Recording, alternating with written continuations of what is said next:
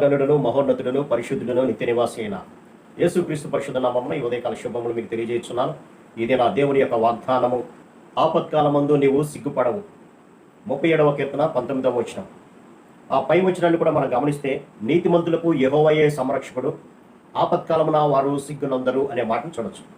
అవును ప్రియులారా, ఎవరైతే క్రీస్తుని తమ యొక్క సొంత రక్షకుడిగా అంగీకరించి ఆయన యొక్క అడుగుజాడల్లో నడుస్తారో వారు ఎటువంటి ఆపద సమయము ఎదురైనప్పటికీ కూడా దేవుడు వారిని సంరక్షించేటువంటి స్థితిలో ఉంటాడే కానీ విడిచిపెట్టేటువంటి స్థితిలో ఉన్నాడు. పిల్లల ఆపత్కాలమందు వారు సిగ్గునందరు.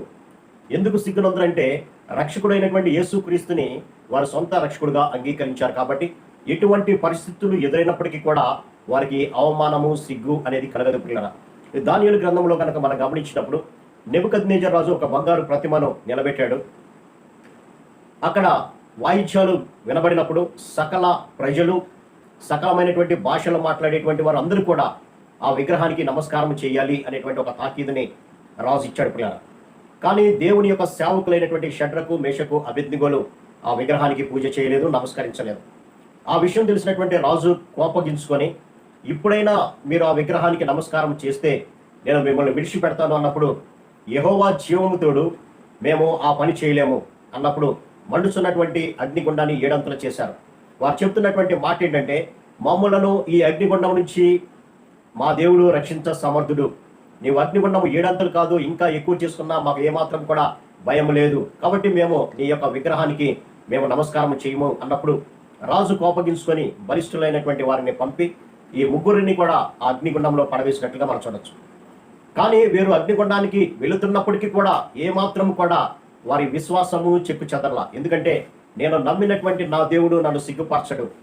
నేను ఎంత భయంకరమైనటువంటి అపాయంలో ఉన్నప్పటికీ కూడా నా దేవుడు నన్ను సంరక్షిస్తాడు అనేటువంటి విశ్వాసం కలిగినటువంటి వారుగా వీరు అగ్నిగుండంలోనికి వెళ్ళటానికి కూడా సిద్ధపడ్డాడు. పిల్లల అయితే అక్కడ జరిగినటువంటి విషయం ఏంటంటే, పడవేసిన తర్వాత నెబుకద్నెజర్ చూస్తున్నటువంటి విషయం ఏంటంటే, అక్కడ మనం పడవేసింది ముగ్గురే, కానీ నేను నలుగురిని చూస్తున్నాను. 4వ వ్యక్తి దేవదూతలను పోలినటువంటి ఆకారం కలిగినటువంటి వాడు అని చెప్పి అక్కడి నుంచి లేచి అంటున్నటువంటి మాట, మహోన్నతుడగు దేవుని సేవకులారా. ఎంత చక్కని మాట! ఒక అన్యుడైనటువంటి రాజు వీరి యొక్క విశ్వాసాన్ని, వీరి యొక్క ధైర్యాన్ని, దేవుని పట్ల అచంచలమైనటువంటి భక్తిని చూసి అంటున్నటువంటి మాట, మహోన్నతుడైనటువంటి దేవుడు. అవును ప్రియులారా, మన దేవుడు సర్వశక్తిమంతుడు. ఎటువంటి పరిస్థితుల్లో కూడా మనం వెళ్ళినప్పటికీ కూడా మన విశ్వాసాన్ని బట్టి ఆయన మనల్ని సిగ్గుపరచనీయుడు. ప్రియులారా, తల ఎత్తుకునేటువంటి వారుగా మనల్ని ఉంచుతాడు, కానీ తల దించుకునేటువంటి వారుగా దేవుడు మనల్ని ఉంచలేదు. పిల్లరా, కాబట్టి మహోన్నతుడైనటువంటి దేవుని సేవకులారా, మీరు బయటికి రండి అన్నప్పుడు వారు వచ్చినప్పుడు వారిని పరిశీలన చేస్తే కనీసము వెంట్రుక వాసన కూడా కమిలినట్టుగా వారి నుంచి ఏమాత్రం కూడా రాలేదు. పిల్లరా, కాబట్టి మన దేవుడు మనలను సంరక్షించేటువంటి వాడుగా, సిగ్గు పడనివ్వనటువంటి వాడుగా మనకు కనపడుతున్నాడు. అంతేకాకుండా వారు అంటున్నటువంటి మాట ఏంటంటే, నెబుకద్నెజర్ అంటున్నటువంటి మాట, షడ్రకు, మేషకు, అబేద్నెగో అనే వీరి దేవుడు పూజార్హుడు. ఆయన తన దూతలను పంపి తను ఆశ్రయించినటువంటి రక్షించను.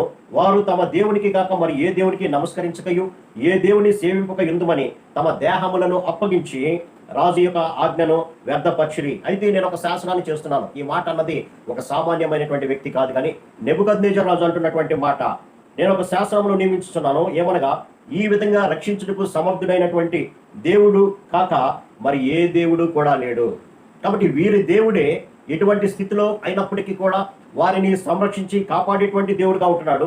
ఏ జనాల్లో కానీ, ఏ రాష్ట్రాల్లో కానీ, ఏ భాష మాట్లాడలో కానీ ఎవరైనా సరే ఈ యొక్క షడ్రకు, మేషకు, అబేద్నెగోల యొక్క దేవుణ్ణి దూషిస్తాడో వారందరూ కూడా తుత్తునీయులుగా, వారి ఇల్లు పెంటకుప్పలుగా మార్చబడుతుంది అని ఒక శాసనాన్ని చేయటమే కాదు, కానీ వారిని బబులోను సామ్రాజ్యంలో ఒక ఉన్నతమైన స్థానంలో వారిని ఉంచినట్లుగా మనం గమనించవచ్చు. కాబట్టి మన యొక్క దైనందిన జీవితంలో, విశ్వాస జీవితంలో ఎదురయ్యేటువంటి ప్రతి శ్రమను బట్టి, శోధనను బట్టి భయపడనక్కర్లేదు. కానీ నేను నమ్మినటువంటి నా దేవుడు నన్ను సిగ్గుపరచనీయుడు అనేటువంటి విశ్వాసంతో ముందుకు వెళ్ళినప్పుడు దేవుడే తన యొక్క సంరక్షణను మనకిస్తాడు. కాబట్టి వాక్య ధ్యానం ద్వారా ఈ లోకంలో దేనికి భయపడకుండా దేవునికి భయపడి కొనసాగినప్పుడు ఆయన కాపుదలను మాకు దయచేస్తాడు. అట్టి కృపా పరిశుద్ధాత్మ దేవుడు మనందరం దయచేయండి గాక. ఆమేన్. ప్రార్థన. సర్వశక్తుడా, ప్రేమగల మా తండ్రి, మీరు ఇచ్చిన కొద్ది మాటను బట్టి మీకు వందనాలైనా. అవునైనా, మిమ్మల్ని నమ్మినటువంటి వారిని నైనా ఎటువంటి ఆపద సమయమైనా సిగ్గుపరచకుండా తల ఎత్తుకునేవారుగా నైనా మీరు చేస్తారని వాగ్దానం ఇచ్చారు. ప్రభు, అందుని బట్టి మీకు వందనాలు తండ్రి. ఇదిగోనైనా రాజు శాసనం చేస్తున్నాడు నాయన. ఈ విధంగా రక్షించ సమర్థనైనటువంటి దేవుడు యేసుక్రీస్తు తప్ప ఇంకెవరు లేరు అనేటువంటి సత్యాన్ని అన్యుడైనటువంటి రాజు బయలుపరచడం ద్వారా మిమ్మల్ని మహిమపరిచారు ప్రభు. ఆత్మగురు నాయన మేము కూడా నాయన మా జీవితంలో మిమ్మల్ని మహింపరిచేటువంటి స్థితి కలుగు చేయమని యేసు నామమున అడిగి పెట్టుకొచ్చున్నాం తండ్రి. ఆమేన్. God bless you.